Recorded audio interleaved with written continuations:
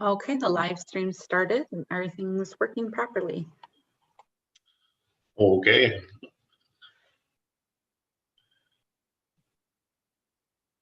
It's like 8 o'clock. Should we wait a couple minutes because of the problems, or I think we got enough for a quorum, right?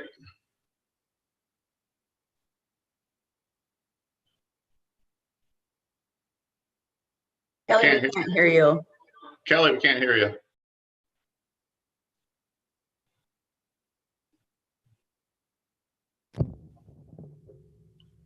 Hello? Yeah, now I can. There we go. Must hit the wrong button on the mic. I said we definitely have quorum. So if you want to roll, we can, or if you want to wait a few minutes and let people catch up.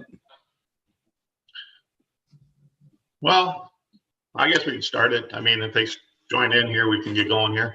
I'll call the meeting to order. We'll have roll call. I guess we got Robin's here, Dolly, Kelly, Chuck, Darren, and Dave Bartlett. So approval of minutes for the September 9th meeting. I would have moved to approve the minutes. Is there a second? I would second. 1 second, Dolly. Hi, can you hear me? Yep. I didn't hear anything Randy said. I saw his lips moving. We had a motion to approve the minutes. Kelly made a motion. I'm not sure what to do. I can't hear anybody. Who's talking now? Somebody talking. Let me see if I can hear you. I'm talking. Dolly, can you hear me? Okay, I see Randy, your lips are moving, but I don't hear you. Dolly, I can think you I'm hear gonna me? have to do something about calling in. I don't know. Hold on. I was here and now I'm gone. We can hear you and see you. Mentally. One, two,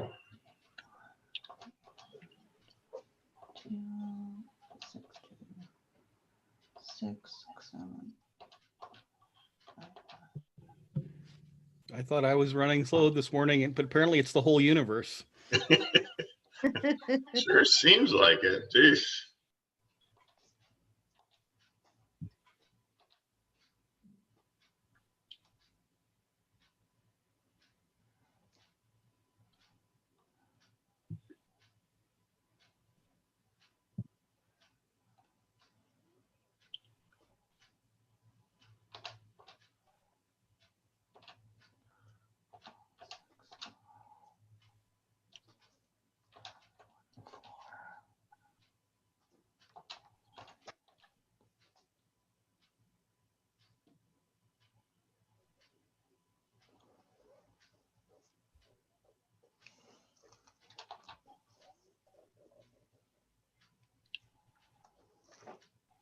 This meeting is being recorded. Okay, Ryan, now can you hear me? Wait, I can hear you.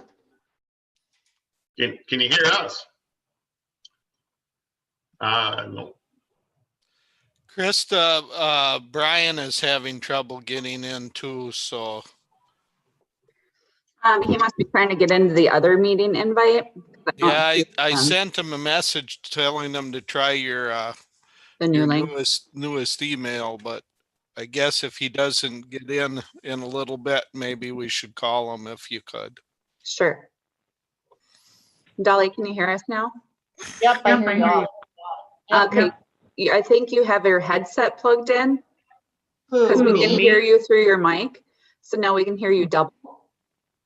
I don't have a headset. Oh, Or your computer mic is plugged in.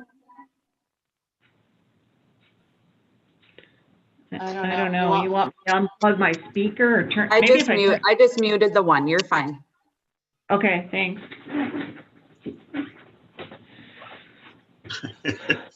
all right. All right. Ready to start over? Okay, All I'm right. ready. Call the meeting to order. Got roll call. We've added Jim Mentz, and I don't know. That's about it for right now.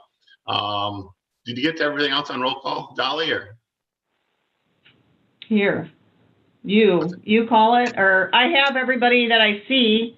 Yep, I called that already, so, okay. Okay, Okay, approval of minutes. Kelly made a motion to approve. okay, Darren seconded. okay. Any discussion on the minutes? If not, all approved, signify by saying aye. Aye. Aye. Aye. Opposed, same sign. Minutes pass. I guess we'll go right down to staff reports. Dolly. Okay, thank you, Chair Prochnow. My staff reports. So we're gonna start with that. And,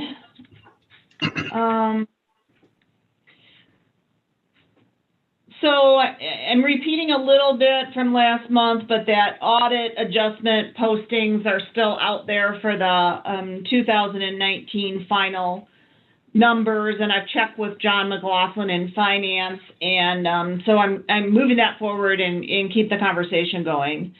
The second thing with WisDOT, there's been a lot of progress with the electric vehicle, and John Swirsky and I are going to have a meeting this morning. I think it got rescheduled to 10:30 and then again till 11, but we're going to have Excel on site with their contractor electrician that's going to be doing the hookup from out on 12 and running the cables through to transit and putting up a transformer and connecting it to the building. So we're going to meet with them today. We've had other meetings with them by phone, and John had one in person. So it just keeps going along. We'll see what happens with today's meeting if we get a little bit further, but they're starting to set in some more definitive figures. But then I got another email that the figures changed again. So it's going to be an ongoing long process. I do want to remind you that this contract goes to throughout 2022, I think, for the whole electric bus. So we've got time, but Excel, because, they would just like to get moving for it. So we'll see how that goes, and I'll keep you posted. So that's the electric vehicle. Nothing on the bus yet. We're just kind of working on the infrastructure. The third thing is, big thing has been the staffing RFP went out that I told you about. This is what PI services us with now. And that was posted. We got response. Unfortunately, we only got one response, again from PI. Yesterday, we had our evaluation committee go over their response to the RFP, and 3 of us participated, and we scored them on their technical review and their points for our responding to RFP. Once that was done, then we could actually open the quote and also score them on their cost. And they've upped their budget. This was a chance because it's a change in contract years. So they've put the amount for 2021 at the contract can go up to, so we can bill up to $415,335,000. And last year it was $364,767. So the committee, evaluation committee, it's the only one we have. It's a sole source response, and so we'll fill out that documentation for that and put that through. I'd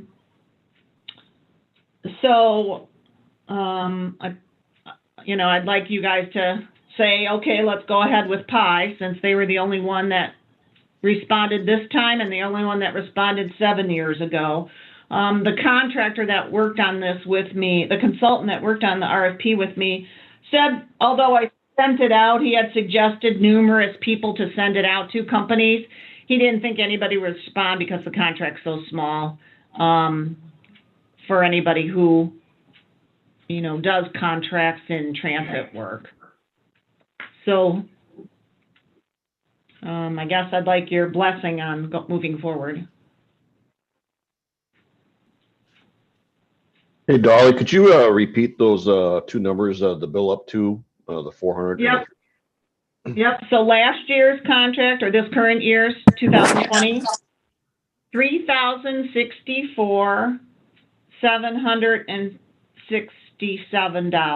$364,767 and some change. Okay. The beginning of the next contract, 2021, will be $415,335. And this contract has been framed to go 10 years, where our last contract only went 5 with a 2-year renewal. This one is 2 or 3, I can't remember. Oh, 3 with a 7-year renewal. So 3 is actual contract, and then with a 7-year renewal. And all 10 years they put in the cost estimate, and each of the 7 years can only increase by the consumer price index. So the price index, so the jump in the contract annually is really fixed based on that for 10 years out.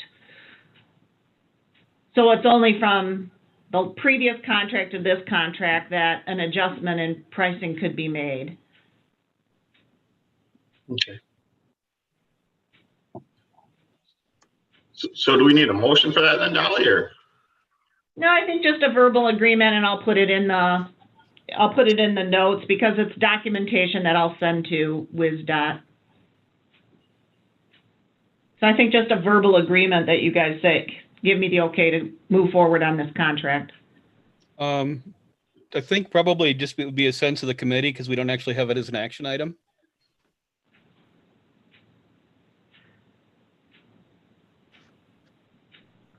I'm just looking at the agenda and wanting to. Yeah, it's not really for like, so I don't know the specific terminology, but it wouldn't really be an action item. It's just just that you acknowledge that it's in there and that, I can go forward with the recommendations of WisDOT. No, it's a 13.5% jump from the last, from contract to contract. But yeah, CPI after that. It's a lot better than you get in the trash and recycling world.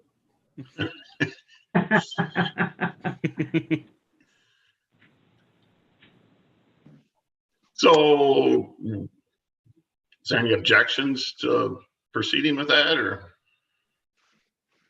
No, it seems entirely reasonable. Yeah, I agree. I think it's actually a pretty good number.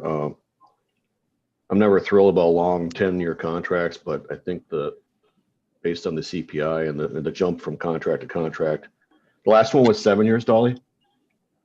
Yes, but also I want to remind you that the contract has a clause in it that either one of us can end the contract at any moment. It's not committed for 10 years. The only thing that's committed for 10 years is the CPI increase each year. But otherwise, the contract has a, canceling clause from either partner. I mean, they've been really good. They've done their job well. They keep things going. They replace people quite quickly here.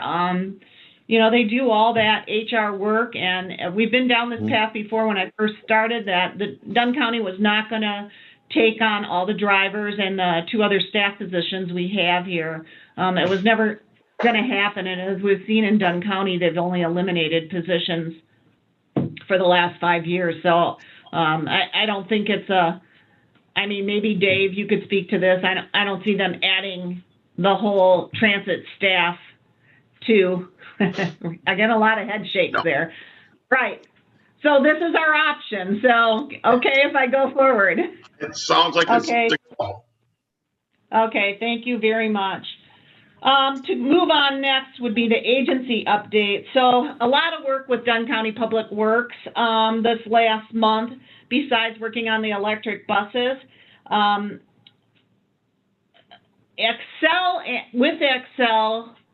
Excel has stated, and John's been in conversations with them, that they're going to put a contract out together. So if you remember, this is a Wisconsin DOT project. They're managing it all. So we're just, moving it along, and they're managing the whole thing. So everything that's happening is being reviewed and really directed by WisDOT.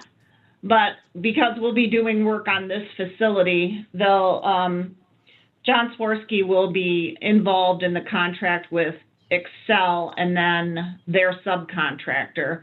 So that should be coming forward quickly because Excel wants to get moving, and John himself suggested to get things done, wiring it underground and all before the ground freezes. So that's where we are on that with the Public Works. Also in Public Works, as you see, the shelters are up around town. And yes, and it's just so cool. I'm so glad to see all your thumbs up of approval. Please call Paul Miller and tell him how happy you guys all are with the shelters. It's been a really, really long time in coming. And, it's great. It's been a lot of work. We've had so many hurdles to overcome during this whole process to get the money. And then, the environmental reviews, the historical reviews, getting connected with the city and Stout. It's been a really good thing going on. And I hope you all noticed and checked out on Facebook the photos I posted of the installation, and I have to tell you, they were so well received. So normally on Facebook, we have a few hundred followers, about 500 followers. And for one of the photos, I had 2,477 hits. So 2,000 people, 2,500 people in the community looked at those photos, and I got a lot of comments and shares. So the community is fired up about it. It's been a great thing. So now the next step is submitting for reimbursement. So I'm waiting. I've gotten all the bills in from the city. I haven't gotten the final bill in yet from the Public Works Department themselves. The road crew are the folks that installed it. So I'm still waiting for their hours, and then I'll have to submit all that documentation for reimbursement. I'd really like to get it done so it's in this calendar year so I can wrap this whole project up and get reimbursed. So that's a little bit dependent on Public Works and their finance getting that documentation to me. They're aware of it, so hopefully it'll come real soon. So the next item on agenda was the City of Menomonie, and I'll repeat that I did get their invoices, and they also contributed in-kind hours. I've never submitted in-kind hours before, so it'll be interesting for me to see that process with WisDOT and see how that works. I'm hoping their generous offer to do the labor as in-kind hours reduces our payment on this. So we'll see how that goes. But we're well within the money that was allotted for this program, so for the shelter. So we're good on that, unless Public Works hits me with $1 million bill. Next also on the City of Menomonie, I submitted all that request for outside agencies, and the city will be reviewing that publicly, I understand, November 2nd. I don't know if that's going to be a Zoom meeting or in person. I'd assume Zoom. So I'll attend that meeting and put in a last-minute pitch for city financing again. The next agency I want to cover is Stout, and we received the executed agreement for Stout 2022 through 2021 academic year. So that's all set, and then we have a meeting together with this, it's a Stout transportation group, which there's represented, Darren's on that, and some other people, and in addition the student council too, or student senate. So that'll be happening later this month. The next group would be Sustainable Done. We have a September meeting. I'm in that group, and I updated them on the shelters and the e-bus, which they were interested in, and that's what I contributed on transit. They talk about a lot of different issues in Sustainable Done, but that's my part as Dunn County Transit, which I contributed. Another meeting, another agency was the Dunn County Economic Development Corporation. You might know I'm a member of that too, and they had a meeting.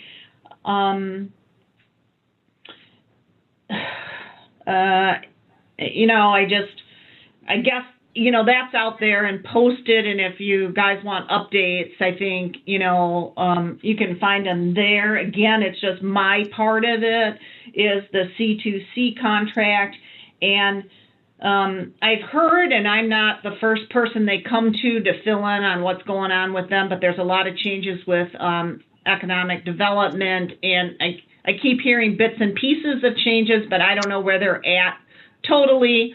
So I can't speak really to the group, but I just keep working on my part, and tomorrow I'll submit the quarterly report on the C2C contract, and I worked hard because the office manager of Dunn County Economic Development put in her resignation, so I knew she was going to be gone before the quarterly was due. So prior to her leaving, I made sure I had all the documentation for that group and the bills paid and caught up, and so those could all be submitted. But I'll still report on their activities tomorrow on the quarterly report. The other outside agency that I worked with this last month, end of September, was the Chippewa Valley Transit Alliance. They reached out to me. They're a regional organization. And the phone meeting was with the treasurer, and he just wanted to know everything he could find out about Dunn County Transit, and we had a very long conversation. Their thrust of that agency is to strengthen and expand public transit options in the Chippewa Valley area. So this would include bike trails, walking paths, and then they do a lot of work with communication with Eau Claire Transit, and they work on long-term plans with them. They were curious, and he asked me about the 1229 changes in Menomonie and how that road was going to affect walking, biking, and transit, which I really couldn't speak to. I just know that it's happening. So anyways, that was a good thing. He reached out, and then I did notice too with the conversation, I think I'm trying to find an article here. There was an article in the paper. Speaking of that, you know, I'm on the area rail project committee. I don't know what the official title is, but I saw an article in the paper that Wisconsin Minnesota Passenger Rail Project is receiving $31 million of federal dollars, and that they're going to add service round trip between the Twin Cities and Chicago with stops along the way. This is put in effect 2024. They anticipate it to begin in 2024. I asked this person from the regional Chippewa Valley Transit if he knew where the stops would be along the road, but I don't think they're that far ahead on all that. But they've got the funding and they're moving forward, so that's really good news. This was an article that, if you want to check it out, was it's posted if you go out there in the newspaper, and the title of it is Wisconsin-Minnesota Passenger Rail Project receiving $31.8 million federal dollars for service between Twin Cities and Chicago, if you want to read more on that, but that was interesting. Okay, so those were all my agency reports. Next, I'm going to go to the bus fleet. The new operations supervisor has gotten some stuff done on the buses. We've got all our wheel covers done, so they look real nice and shiny. All the new bike racks have been installed except one, and we still have the electric signs to go. We got a new GPS installed in one of the buses, and then I ordered another additional tablet from IT because we have the tablets within each bus that communicates with the dispatcher, and we needed one more, so we got that purchased and installed. And then one of our buses needed AC repair, and rather than Public Works, because they're really tied up, the op supervisor took it to Irvington garage, and they did the repair on that. that's kind of it with the bus fleet. Everything's running well. So the machines are all working. Next is staffing operations. We now have 6 active drivers. We're doing really well. All the routes are covered. And I had one more person come in and apply for the position yesterday. And I had reached out to them at a veterans event probably 2 years ago. And he remembered our conversation, and he's wanting to have more part-time work as he's retired. And he's got both his CDL and passenger endorsement. So we interviewed him in the office, and then he'll follow up. He already filled out the application, but he has to do his testing through PI. And so he'll get background checks and drug testing.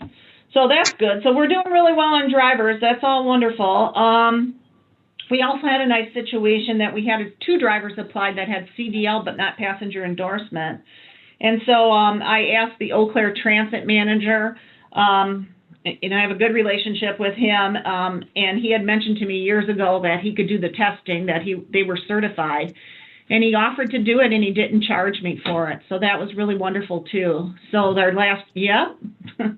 so things are going really good. So the next thing is on staffing operations is masking, social distancing signs on board. That's all there. We added face shields that we received from Public Works Department for our drivers. There was a little bit of mention in the last meeting, John Swirsky kind of mentioned that maybe our passengers, I think it's going to be kind of out of our purchasing power. I don't know that we really want to, we ask everybody to give them a mask, but I think keeping a ton of face shields on board to give them to people, I'm not yet going for that. You guys can chime in if you want me to do something on that, but it's pretty expensive to give everybody face shields, and I think they're masked and they're social distance. And then, as you probably all know, Governor Evers continued, and he's got an order from October 8th to November 6th. We're going to talk about that a little bit later in the meeting on the action items, so I'm going to keep moving forward. Also, on staffing, our new operations supervisor took a 3-day course directly from FTEA on drug and alcohol compliance program requirements. So, he's learning, and that was a tremendous course because it was 3 full days. Next, capital projects, I'm going to move on. The shelter installations completed and the e-bus facility upgrades are moving forward. That's our capital projects. Miscellaneous marketing. Last month I did a in-person presentation to Lions Club. I don't know if any of you participate in the Lions Club or know people that are. I did a live presentation with a PowerPoint. It was at Dean and Sue's. There were probably 50 people in attendance. It was interesting. Yes, I see your eyebrows raised, Darren, but again, I was invited. I spoke. I gave a tremendous presentation. They loved it. They were really receptive. I've never dealt with the Lions Club before. They're a wonderful group, and it just couldn't have gone any better. It was really a great experience, but it was different to be in a crowd that big. Hadn't done that in 6 months, and it just like, whoa, this is different. But wonderful group, got a lot of great feedback from them. It was tremendous, and it was nice to do an in-person presentation again. So that was that, and other than that, I've told you about Facebook, Instagram, really good responses on that. I continue the logo work with a marketing agency. I needed to have 3 quotes.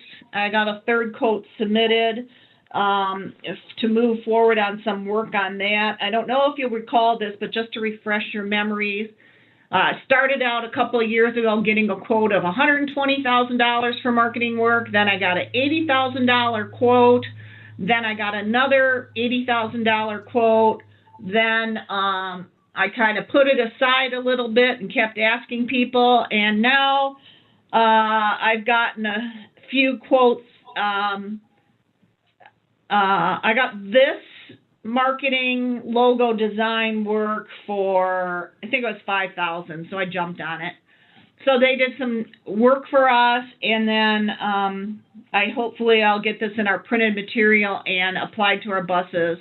I'd like to do it in this calendar year because I'm getting CARES Act money. So I'd like to do it now. I've got these really big projects on this RFP and this procurement projects that are going to go, kind of be in front, but I'm pushing forward on all these different things. So other than that marketing work, also I did a ton of training again on electric buses. And then, I guess that would be the end of my staff report. Okay, any questions? I have that in the staff report is that discussion. This would be a time that if you wanted to start the discussion, and then on the resolution that you guys were talking about last month. Sure, let's go right into that and then we'll have any questions.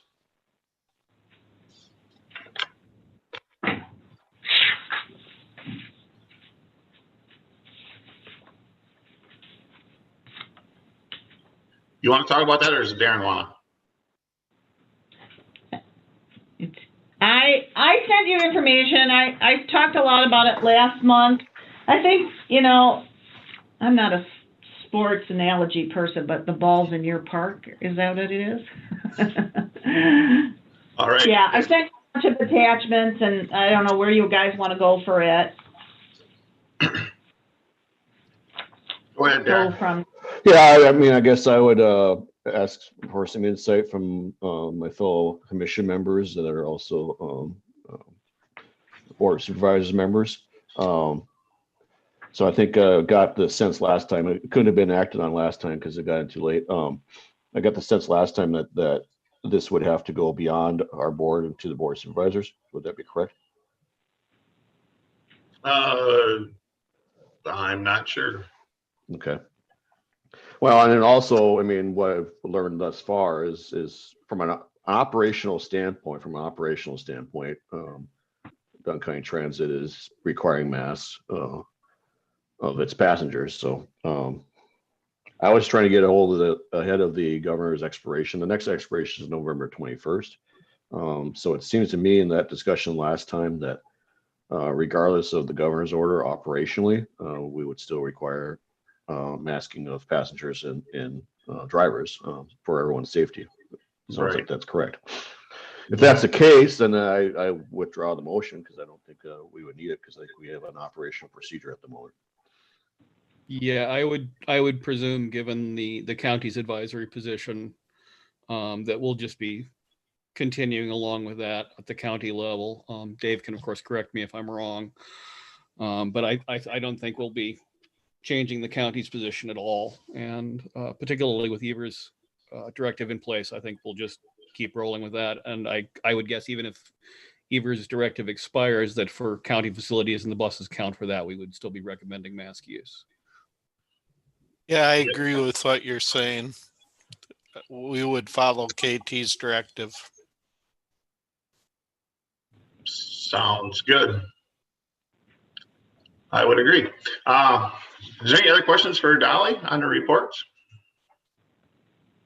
Yeah, Dolly, you mentioned tablets. So what type of tablets and what are you running some sort of software through them? You said to communicate with drivers? Yeah, we have them in all of our buses, but my new ops supervisor has placed a lot of things that were done on paper, which I asked him to do when he started, to be able to put those things on the tablets. So the drivers, rather than putting tick marks of tallies and also designating what type of riders, because we have to report to FTA how many riders, but also the type of riders and what the purpose of the rider is, where their trip is. So we report on whether they're ambulatory, not ambulatory, not ambulatory senior, ambulatory senior. I mean, there's like 8 different categories of people that we have to designate of type of rider, and then the purpose of rider, whether they're going shopping, socializing, medical appointment, all these different things. Plus our doorstop bus, all their trips are posted by the dispatcher, and then they're arranged geographically, and they show up on the modem as a manifest of where they go throughout the day. So not only is the manifest there for arranging their trips in chronological and geographical order, but now the ops supervisor also added the capacity of keeping track of the types and the purpose, because they were doing that all on paper before, and then we have to manually count it all up every quarter.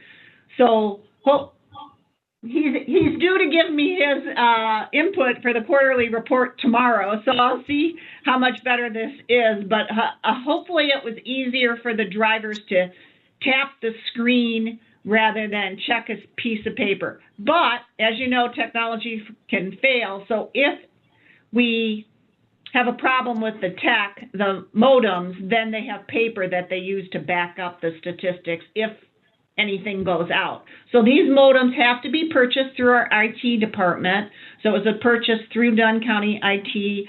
I don't know, it's a Samsung tablet or something. I don't know who made them. And then we have a maintenance agreement that goes through IT, and that goes through, is it Spectrum, our phone provider? I'm drawing a blank, but whoever our provider is, then they charge us by our, through our billing for each of these modems too. So it does increase our operations costs somewhat. I was going to buy 2, but for a spare, but then I just thought, no, one's enough, because they charge quite a bit for that uptick in service. Did I answer that? Yeah, thank you. That's really interesting. So yeah, and I know you have a lot of data to manage, so hopefully that helps. Yeah, hopefully. We'll see this quarter report. Sounds good. How is ridership compared to a year ago? Very low.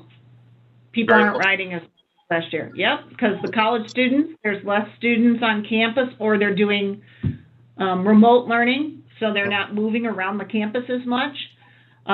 So we can compare to last year, and maybe next month I'll show you some statistics, but we Sure. wanted to get a little bit more on how it changed from March until current, as opposed to comparing to previous years, because this is just not like any previous year.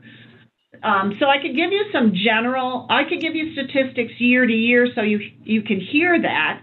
But I think the more important new statistic is how it's going to go from March to now, and then from now forward to if hear what's going on nationally, maybe it's next March. So I think the COVID statistics stand alone. And so I'd like to report a little bit to you on that next month.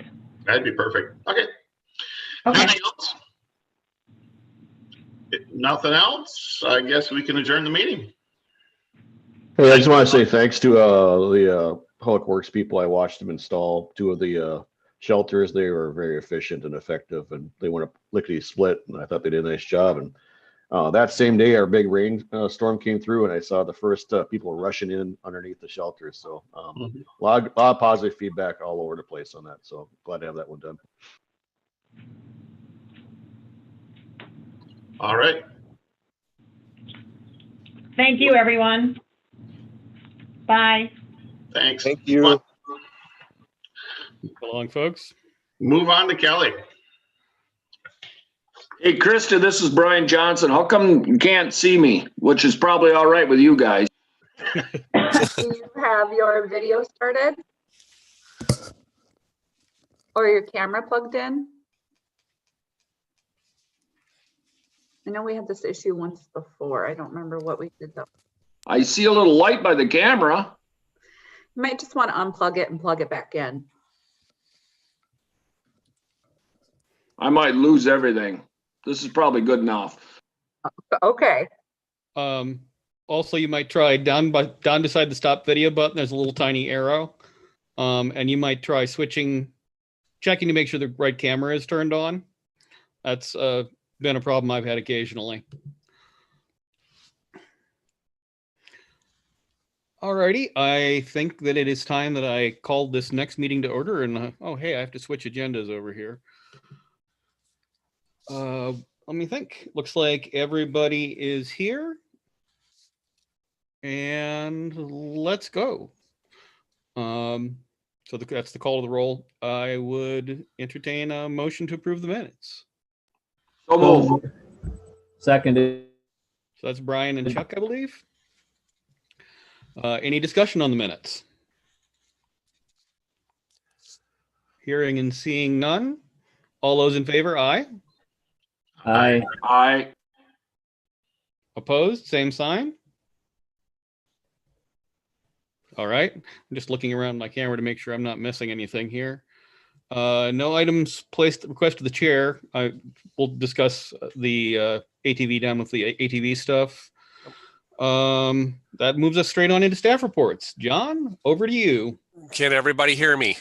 Yes. Perfect. Yeah. Usually I have some technical difficulties. When we were having some issues with our scanner and the PDFs opening. So when we get down to the bridge petitions and the plow truck chassis bids, if we'll give you guys a minute or two to open up your email, and then you guys would be able to open up the spreadsheets and view them through your email as we discuss them. So when we get to that far, we'll pause for a few minutes and then you guys can open them up and then you can be in real time. I apologize for that. For some odd reason, my computer's not loading the PDFs. So I had Marge save the day this morning. So she helped me out there. Anyway, back to highway operations here. Work on County Trunk J continues. The guys are actually starting to pave that today. Yesterday and Monday, they were working on paving the culvert patches on Highway 64 there that we did for the state here a few weeks back. We got the milling and the grinding and the balancing done with the base up there. It looks really good. I think the ditches and everything, we kind of minimized and did only the ditching and the pipe that needed to be done. It looks fantastic. Kind of minimized that full-blown construction that we usually do. That should save us a pile of money. We're probably going to have about $500,000 to $600,000 worth of asphalt to finish up that project. That's going to be our last big kicker for construction dollars this summer. We finished up the CSB rear parking lot here this past month. All we're waiting for is the striping. Farner Asphalt Sealers from Eau Claire is going to do our pavement striping. They said about mid-month, so I'm expecting John Mason to give me a call here in the next few days so they can go in there and stripe that. The routine maintenance keeps up. It's the spray patchers and patching the potholes as usual. We're trying to catch up with a little bit with the mowing on the interstate here to clean up the top cut before winter to minimize drifting. Hitting a little bit on the county system here where it's looking real rough and we got some weed issues to take care of. The guys have been going through the salt sand conveyors and surge bin. We're getting ready to mix our winter sand. We've been taking salt deliveries here the last month. Most of the sheds are full. We pretty much got our first round of salt in and delivered. So that's great. We won't be waiting around on any of the salt as we typically have in the past. The two contractor-led DOT projects, State Highway 25 south of town is nearing completion, and then Highway 1229 here, they just paved the shoulders on here yesterday, so it looks like they'll have to put the fog line on and get the shouldering, the gravel shouldering put back, and then that one will pretty much be buttoned up, and that it looks good. It's gonna ride great. It was a long time coming. I'm finally glad that they both got 25 and 1229 done, because I'm sure my phone calls will get cut down to about probably 10%. So It's something we've been waiting a long time for, so I'm glad to finally see it done. Dan and I put together the truck bids, which we'll get to down below. We pretty much got all the quads are in. All the tries are here now. The only one we're waiting on is the tandem state truck, and they are saying delivery probably right around the Thanksgiving. I think they're still waiting for the stainless steel spreader body. And Rob from Mid States was here on Monday and actually told me that Tona Sheridan, Dave, I guess he had talked to you. Your truck, I think they're just waiting for the box, and I think the end of this week or beginning of next will be there. And then it sounds like 4 or 5 days after that, Sheridan's truck will get in there. So out of the 10 trucks that we had run through International and Universal, all the chassis are here, and we're waiting basically for the last two. The Tone one will get finished up first, and then our state truck will finish up when all the rest of the parts come in for that. So that's a great thing to have done. I've been on the list with the DOT to get money for a high capacity salt brine maker. Jeff Kern talked to me here probably about 2.5 weeks ago and said we were approved. The state is going to give us $200,000 for purchase of a new high capacity salt brine maker and all the tank and controls, everything that goes along with it. The only thing we can't use the money for is to outfit our trucks, which we have most of the small tanks on there to do the pre-wet. We have 2 of the big trucks that we've set up on our own here to go towards a more all liquid route, but at least our current brine maker is just about to the end of its useful life and needed to be updated. So the agreement is I just signed an MOU. We're waiting for a few more numbers on the tank prices. And then as soon as Jeff and Mike Burke sign it there at the DOT, we're good to go on ordering it.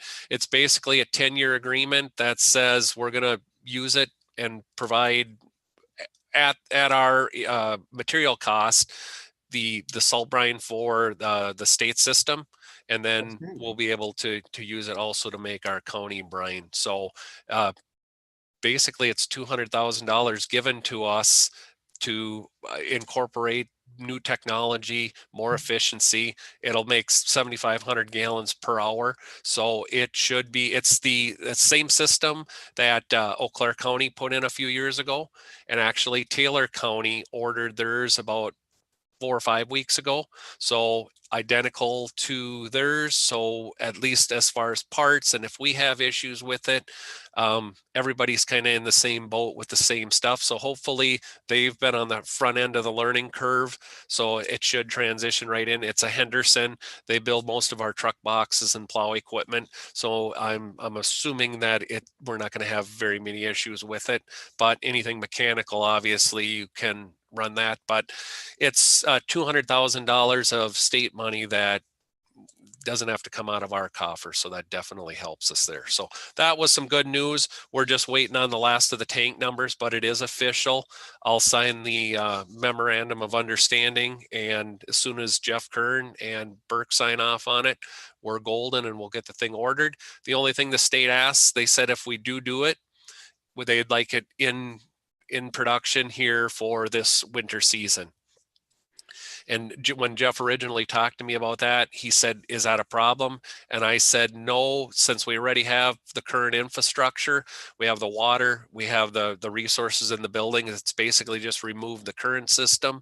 I said, we will move mountains to get it done if the state's going to provide me with the system. So, and that 200,000 will take care of everything. So Casper's truck equipment is who it's going to come through. They're going to do all the installation and everything. So it sounds like we'll only have to do the removal of our current system, which we're more than capable of doing that. Down to shop operations, we continue to be fully staffed. We definitely have increased efficiency here with the full staff over the last 1.5 years. We're getting the trucks DOT'd. We're catching a lot of small stuff early on that typically we wouldn't have caught until the first snowfall, leaky hoses, broken springs, typically some of the small stuff that may get overlooked.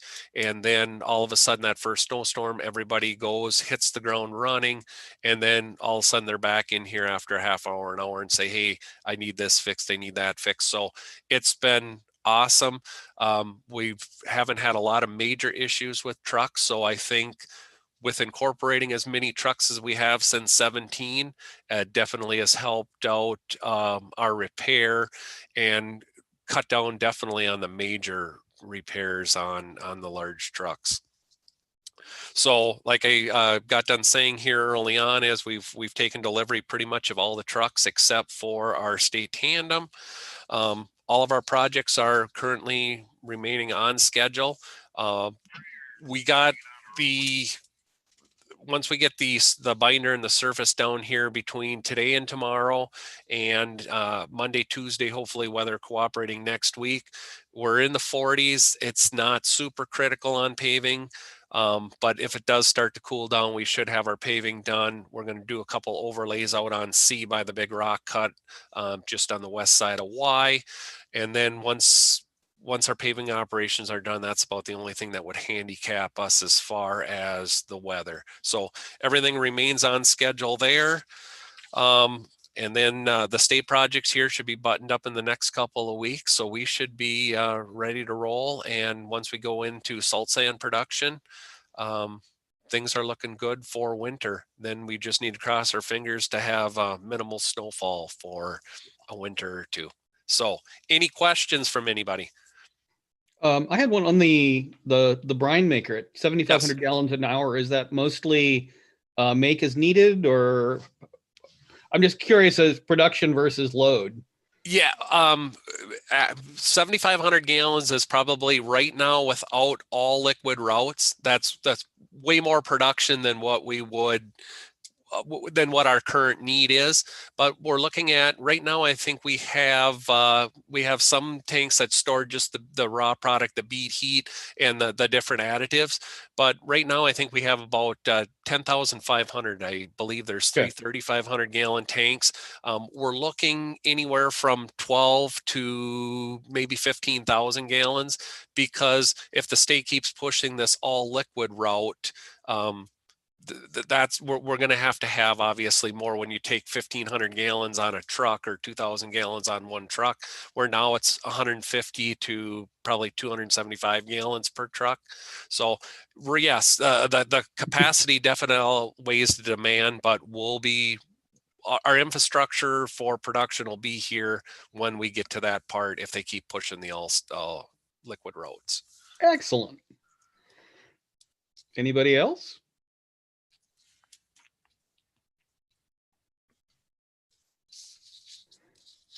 So then we'll go right down to the highway financial report.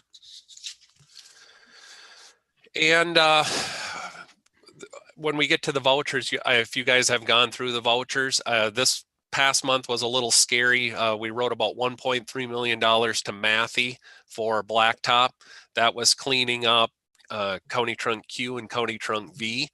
And then I think we wrote about $250,000 to Miggs, finishing up the bills from the chip sealing.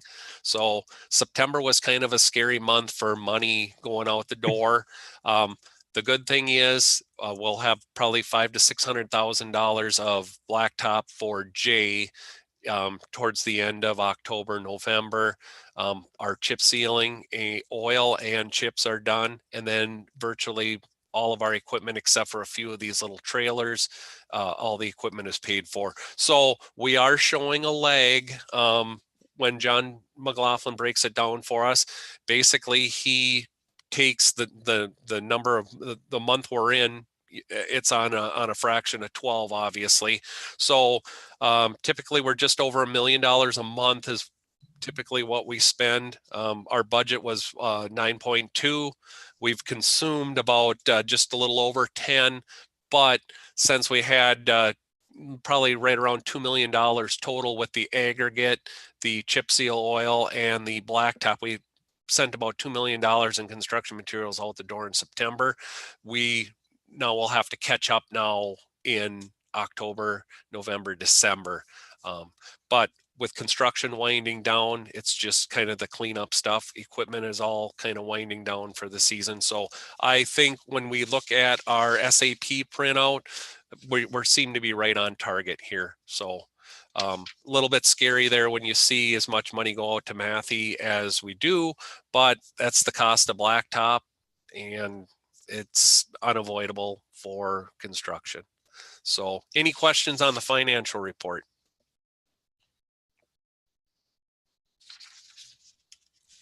I'm not seeing anybody.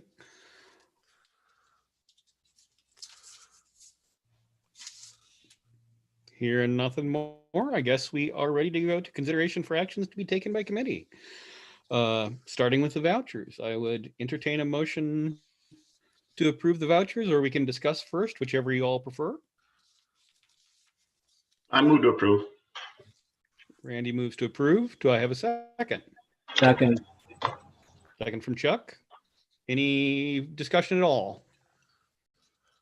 Yeah, this is Brian. I just like to know what the Kramer Company LLC is. Is that what is? No, that's aggregate, Brian. That would be for our crushed lime rock. Thank you. Yep. It's typically either Kramer or Milestone for any aggregate we don't produce. Okay, thanks. Anyone else? Okay, hearing none. All in favor of accepting the vouchers? Aye. Aye. Opposed, same sign? We're good. On to the ATV club stuff. We're going to kind of divide that in two parts that I would like to cover here. The first part, I guess, would be we're trying to unify all the towns in the county. Right now, the sheriff's department really doesn't have anything to bite their teeth in on, because typically each town has kind of had their own set of rules, and then they vary from the county ordinance. So if you're driving in Springbrook or Wilson, you might leave home knowing what the rules are for your town, and then you're on the other side of the county and completely different set of rules. And then that leads to lack of enforcement, because with all the confusion and the sheriff's department, it's just hard to keep track of what everybody's rules are. The Towns Association kind of piggybacked with the county. What we're trying to do is get everything unified. So if you're in Wilson or you're in Springbrook or you're in Rock Creek, if you're in Dunn County, you kind of know the rules, whether you're on the county system or the town system, and no matter what town you're on, you would know what the set of rules are. Travis Mayer, Sergeant Mayer from the Sheriff's Department, has kind of spearheaded this, and I've been along for the ride and some of the support and some of my comments, but we've attended 2 or 3 towns associations meeting. Travis has worked with Nick to change the ordinance. I know the Towns Association voted here earlier this summer, Dave, because I can't remember, was that meeting postponed? I want to say it was June, or was it May when we had the vote?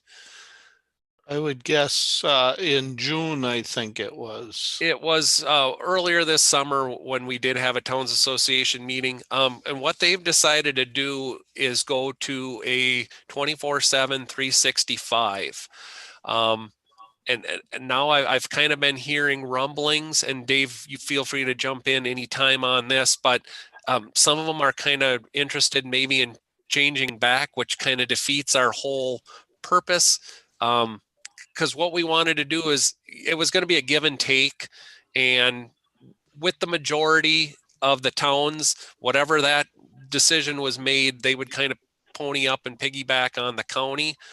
And do you have a take on that, Dave? Is everybody still unified, or have you? Because I've heard rumblings that some counties or towns are going to go back to kind of doing their own thing.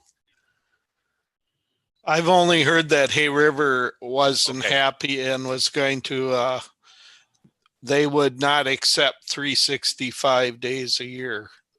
I haven't heard any other of the townships. I've had a couple of them talked to me about it, and I've explained basically what you've just said, and they seem to understand. So I don't think they are going to change. Stanton was one of those that called me. I think I talked to the town of Dunn also, but Okay. I don't think those two, either one of those said they were going to change. Hay River said they would not go to 365.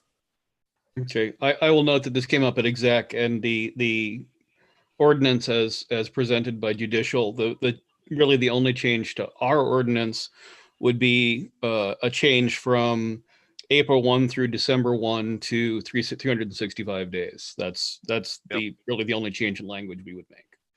So I would love to hear if you all have comments on that beyond what we've got so far. Yeah, this is Chuck. I guess I'm opposed to it personally.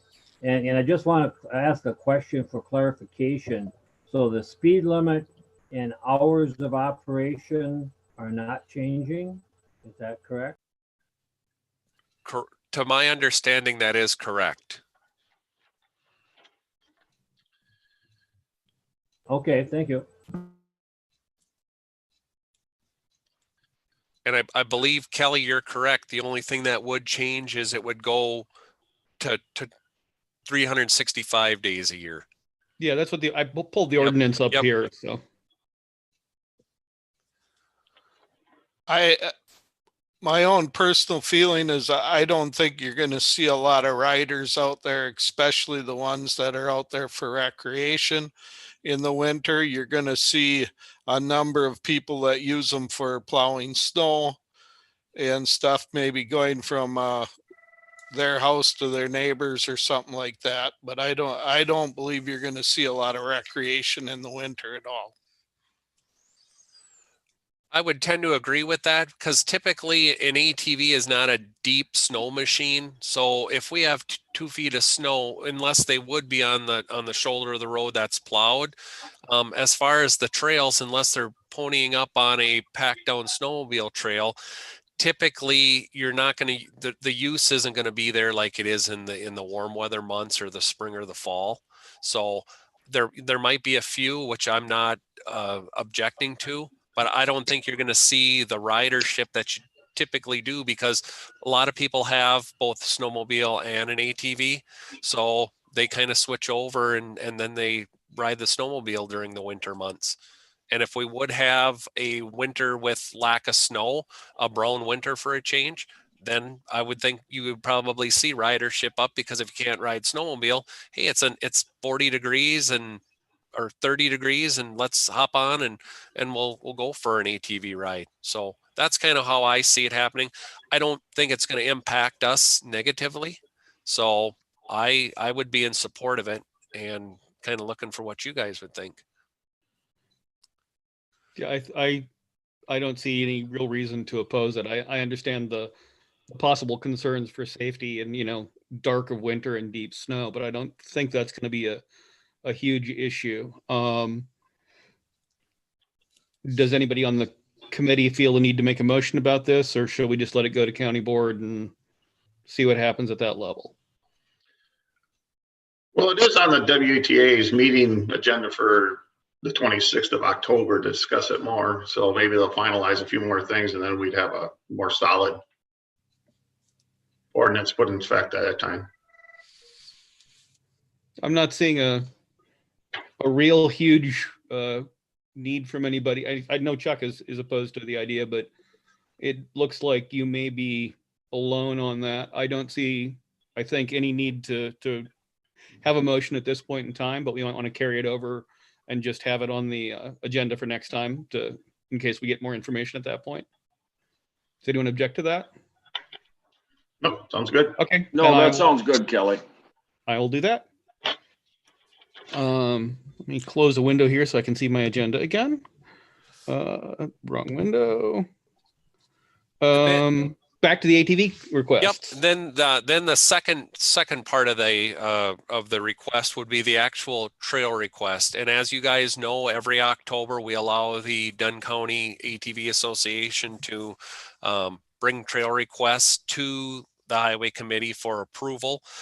We did get them last week, Tuesday or Wednesday. This time there was 13 of them. I know typically we've said, from 3 to 6 is kind of what we like to see. So they did present 13, and because of the high number, Dustin and I did not have enough time to go through with a fine-tooth comb and make our suggestions. So since my recommendation would be is I send them out to you guys, and I thought that you guys could peruse through them and kind of give me your initial thoughts. And then if you're interested in acting on all of them, but my recommendation would be is that since they presented them like they should have in October, I'm all fine with that, but give me and Dustin the next month here to review them.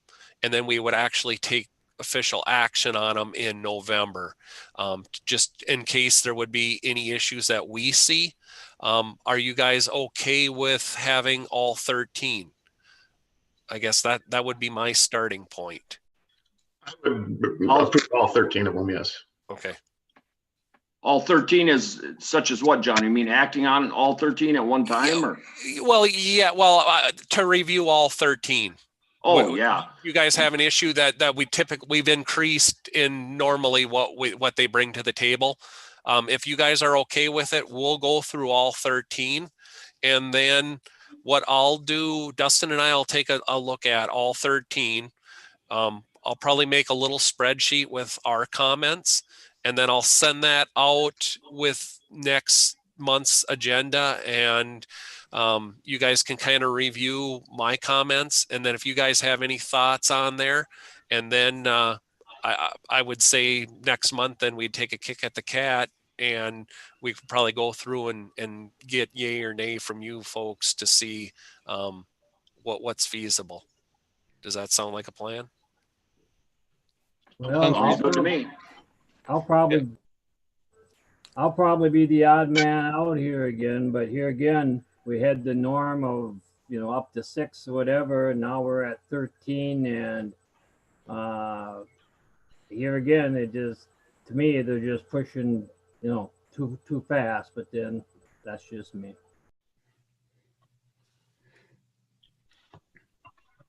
Anyone else have comment on that?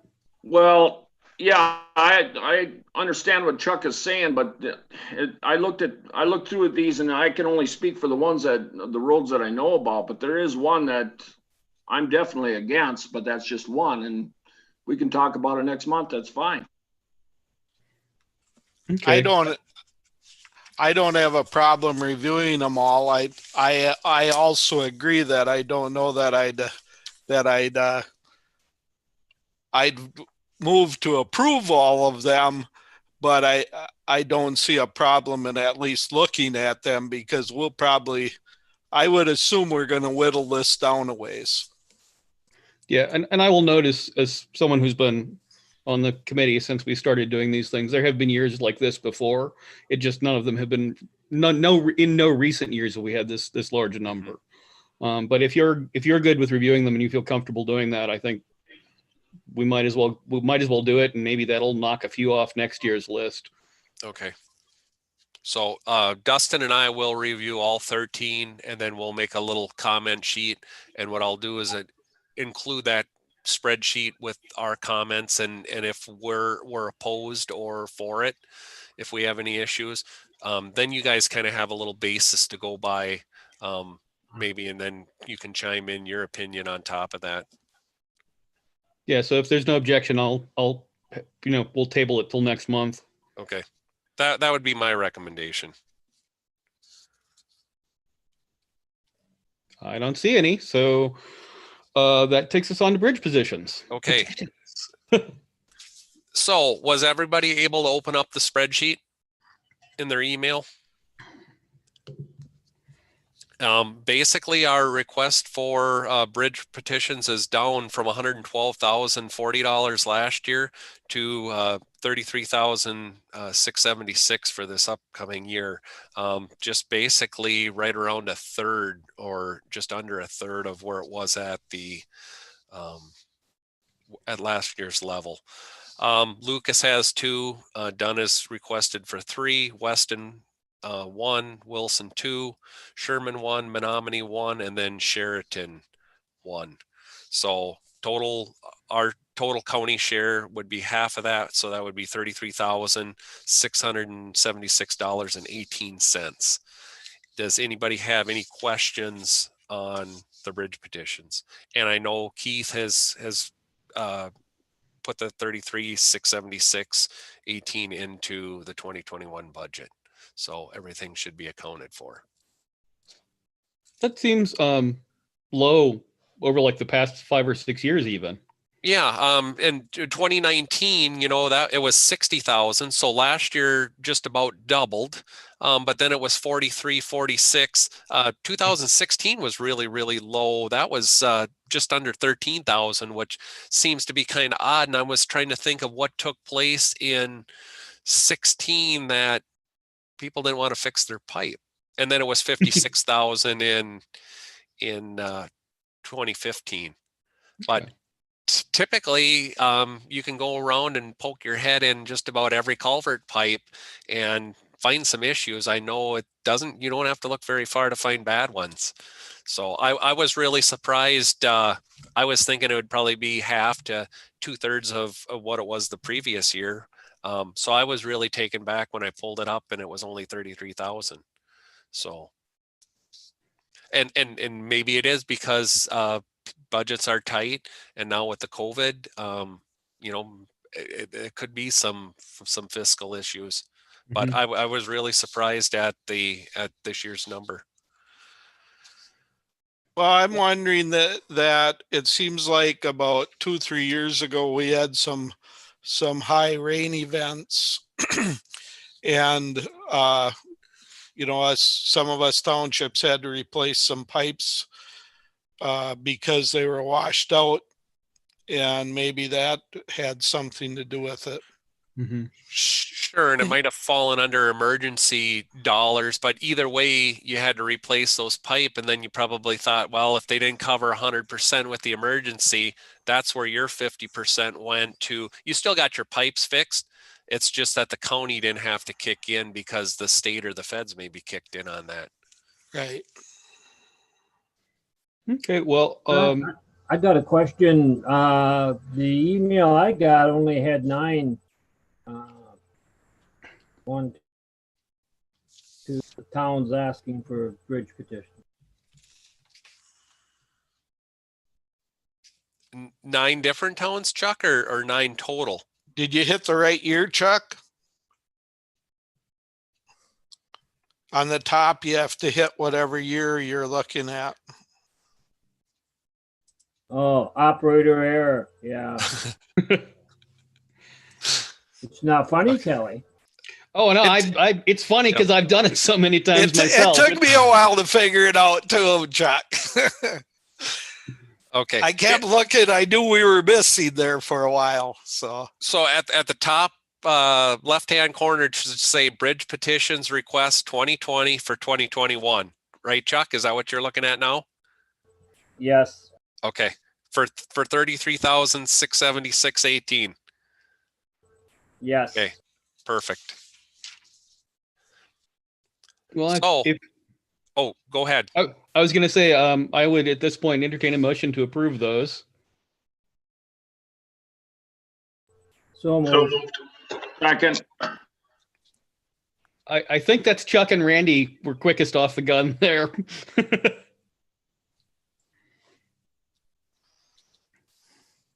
Any further discussion? Hearing none, all in favor? Aye or a thumbs up, whichever you prefer. Aye. Opposed, same sign.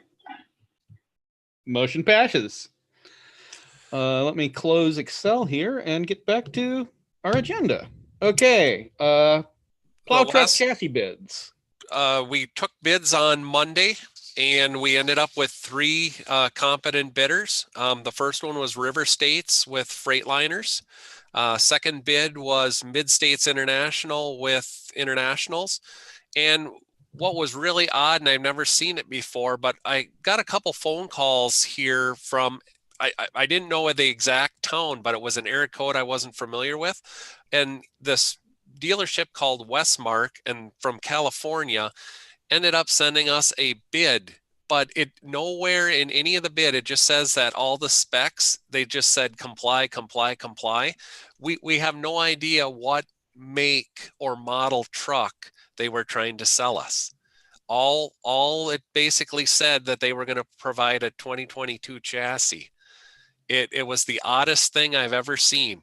And Dan and I looked at the bid, and then he took the bid back when he was putting together the spreadsheet, because I thought, well, it's got to say it somewhere on there, but nowhere. So I don't know if they were Chinese trucks, if they were Japanese, Danish. Supposedly they were going to provide us with 2022s, and we probably wouldn't have known until we took delivery, but they were not low anyway. So the breakdown, if you guys are looking at your spreadsheet in front of us, basically it came down to River States and Mid States with a Freightliner versus an International. Everybody pretty much meets our spec. It pretty much came, they were within about $3,000 or just shy of $3,000 of each other with the extended warranty that we typically get on the powertrain. What really separated them was with the trade value of 171. Freightliner was going to offer us 28,000, and Mid States was going to offer us 76. So with the trade of 171 on to a 4-truck deal, we're looking at low bid would be Mid States on 4 Internationals, and that's at 402,000, 132.48. And River States on 4 Freightliners would be $439,948. So the low bidder, qualified low bidder, would be Mid States truck on 4 Internationals with the trade truck of 171.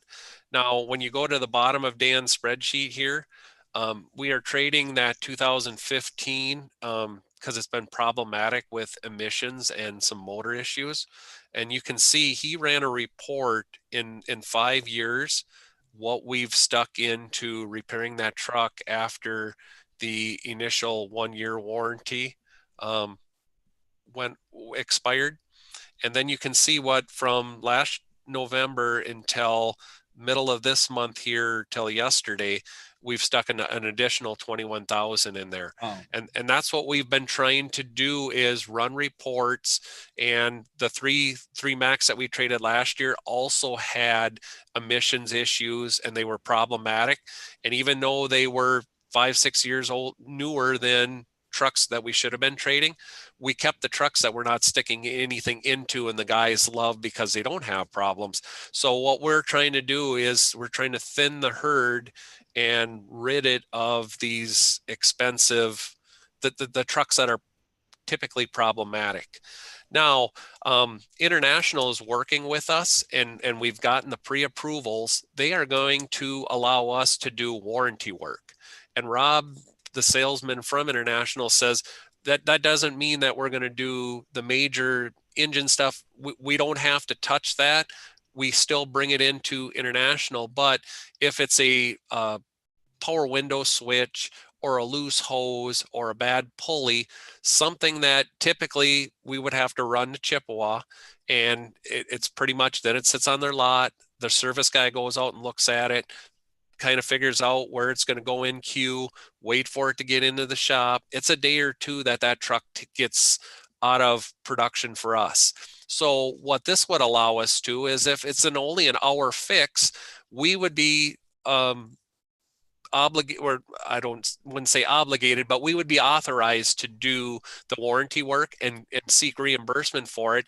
If it's something that we have on the shelf, oh, it's a window switch, we put the window switch in, or if it's a fan pulley, put the fan pulley on, and then International Navistar would reimburse us for us. But basically it would only take the truck out of production for an hour or 2 hours. So we would seek reimbursement. So in fact, yes, we are repairing the truck, but Navistar would compensate it. So what Rob also included in his bid is on these quads that we just purchased, they have a 5-year bumper to bumper warranty. So unless we do something boneheaded, if a window switch or a shifter knob, anything breaks off, it's fan pulley, air conditioning, anything that happens between now and 5 years from now, it is covered by warranty. And the beauty of it is, if we're authorized to do the warranty work, the small stuff we can do here in-house to kind of turn it back into the herd a lot quicker. So it's kind of a win-win for us. But we can basically, with the exception of tires and some of the normal wear items, we can eliminate repairs for 5 years. That cost per truck would be $3,842. Now, we do have the extended on the powertrain, but basically, and then we have a 1-year full warranty. So we're looking at probably $1,000 additional per year, just under, to eliminate any repair cost. So I guess I would like the feeling of the highway committee. I believe that it would basically be probably an additional $15,000, but we would pretty much guarantee minimal or no repairs for the next 5 years on these trucks. So what are your guys' thoughts on? And when you run a report, granted that this is probably the worst case scenario on the 15 that the 15 model year that we're trading, but I don't think it would take much to recoup $1,000 a year on repairs, especially now in the age of electronics and wiring harnesses and other components. So your guys' thoughts on that? How many years are you gaining? Because it comes with we've been purchasing them with a fairly long warranty anyway. Yes, and that's the extended warranty is basically our powertrain. So that's motor and transmission. This would cover every other component in addition to the powertrain. So the extended warranty that we get in on the base truck, that's powertrain only, and it's full year, bumper to bumper for that first year. So what we do is we'd be purchasing an additional bumper to bumper warranty for 4 years, 4 additional years. So that then it would kind of it would cover the rest of the truck and bring it into that powertrain 5-year, 200,000 miles. So everything would match our powertrain warranty. It seems like last year we went with like a 3-year warranty or an extended warranty from them. Wasn't it longer than just 1 year powertrain? On our powertrain, it's 5-year, 200,000, and the bumper to bumper is always 1 year. And okay. I think the mileage is unlimited, but yeah, we've always had that extended powertrain built in there. Okay, so we're always at 5-year, 200,000 miles on our powertrain, and typically we don't see the road miles like an over-the-road trucker. So the 200,000 miles, we hardly even see that on these 10 and 15-year-old trucks. We're gaining 4 years of bumper to bumper. Bumper to bumper, yes.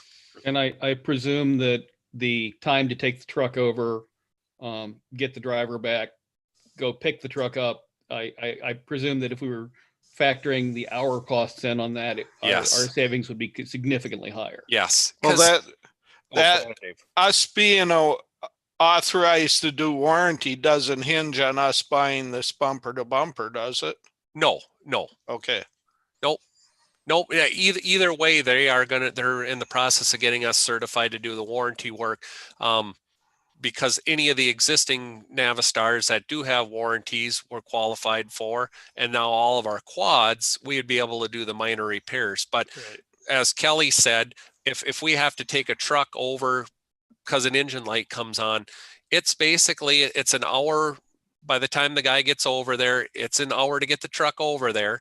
And then if we have to coordinate, if somebody's doing a parts run, you know, to swing by and pick them up, or if nobody is doing a parts run, you send a second guy over to bring him back. And then in a day or two, we go back, repeat the process to go pick the truck up.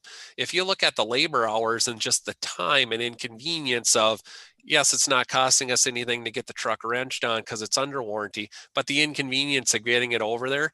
But yes, having the authority to do the warranty on the minor stuff in-house is going to be spectacular. And then we can, with the full bumper to bumper, we'd be able to eliminate a lot of the electronics and the other parts end of it, and get reimbursed for our labor if they do have problems. So I don't think it would take a lot to recoup $1,000 a year on a truck if we have minor issues.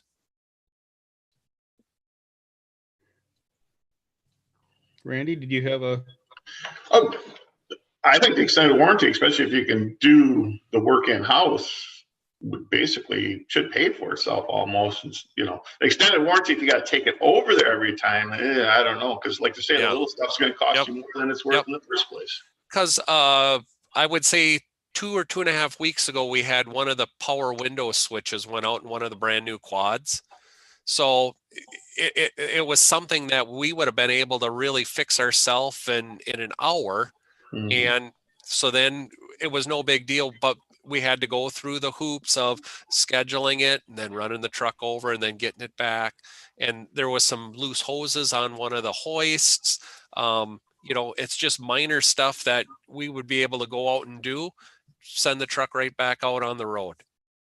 So I think even if we don't go with the extended warranty, just being able to be authorized to do some of this minor warranty stuff is going to be a time and a money saving factor for us. Well, considering the warranty, talking about that, the cost of the bumper to bumper, with the history of the trucks we've gotten in the last couple of years, have you spent $1,000 a year on parts in those trucks? I would say after the first year, when the full bumper to bumper runs out, yes. And what I can do is I can have Dan run a report. I don't know if he did that. I know he just did it on the trade truck, but I would think if you factor in the labor factor, even throwing a set of wipers and all the lights and everything would be covered on this too. You know, if you throw in a $35 headlight and you throw a half hour of shop time to it, we're creeping around almost $100 an hour on our shop time with the overhead and fringe benefits. It doesn't take very long to recoup. $1,000 doesn't go very long when you're fixing a big heavy truck. Okay, so the way I see it, there would be two ways to approach this just in terms of procedurally.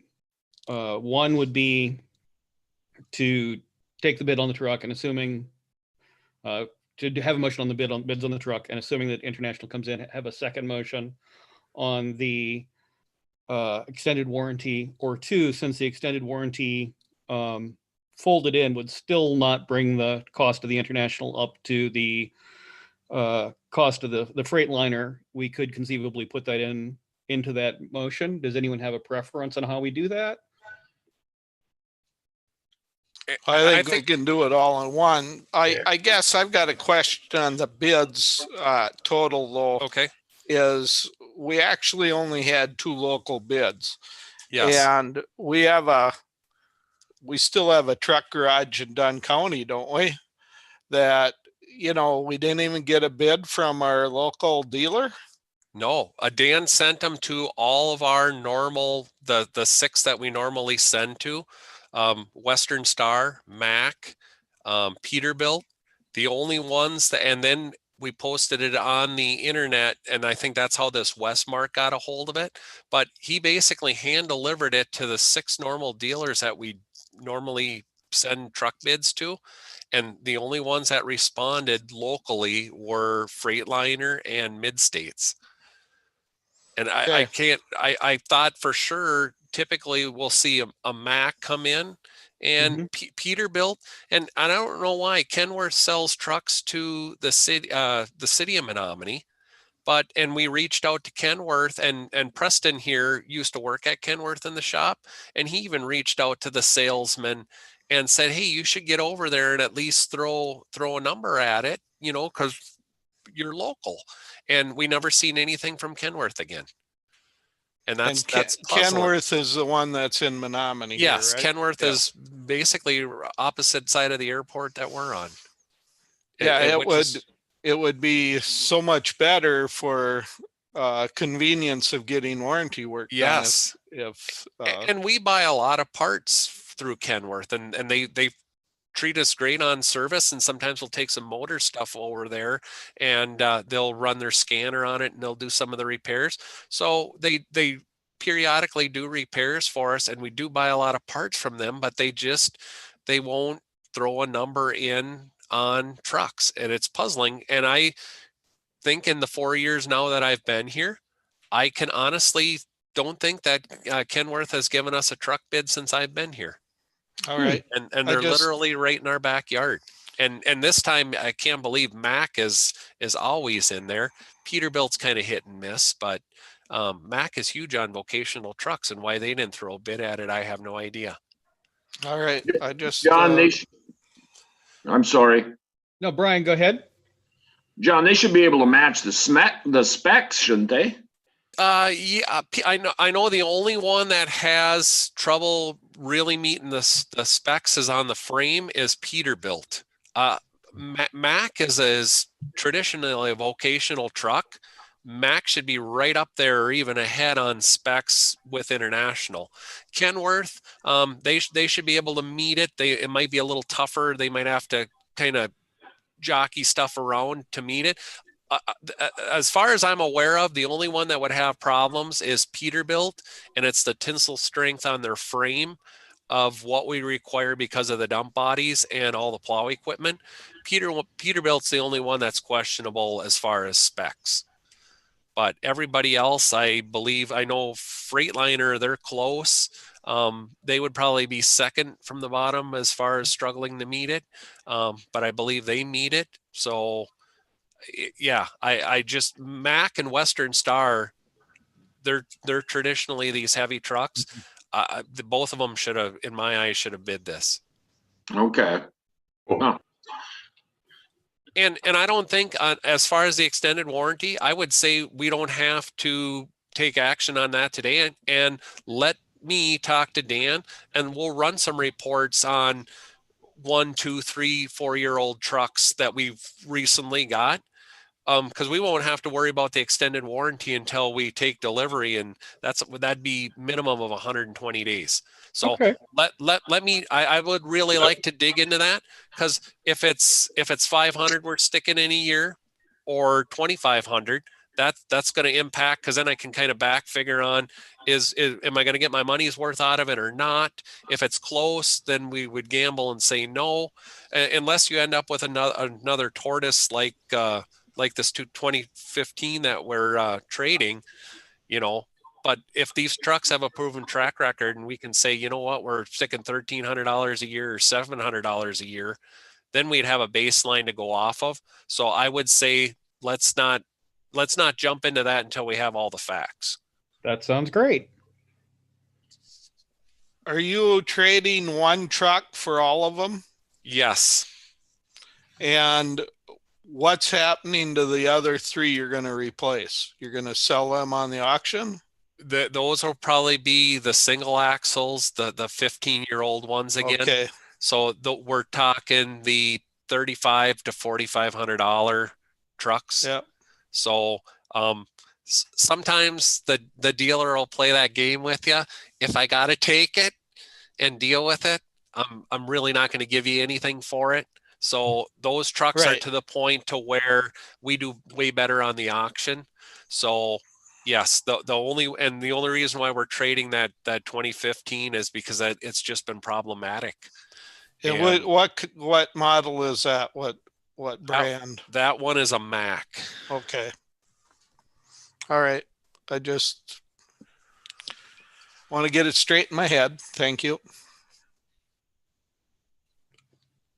Any further discussion on the trucks? Then I would entertain a motion. What are your wishes?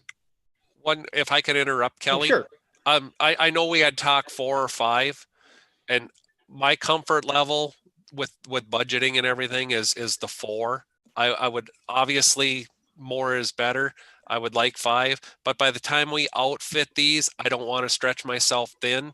I think 4, we're doing ourselves the good of keeping up with replacing these trucks and turning over. 5, I think, is way too aggressive. So my recommendation would be, let's get 4, trade 1, we'll get it outfitted. We'll turn out some of these other ones to auction and go from there, and then reassess for next year if on actual plow truck numbers. And these are tandem axles? They're all tandem axles chassis, and then depending on which ones we physically decide on what we're going to do, because the frame lengths are essentially the same.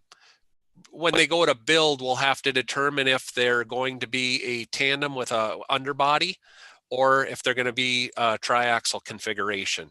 But powertrain, cab, everything else is the same.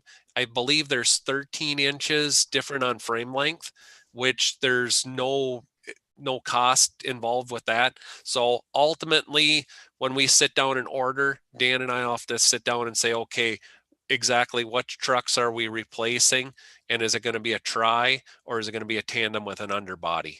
But essentially the chassis are the same until they get to the bodybuilder, with the exception of whacking 13 inches off the frame if they're going to be a dedicated tandem with an underbody.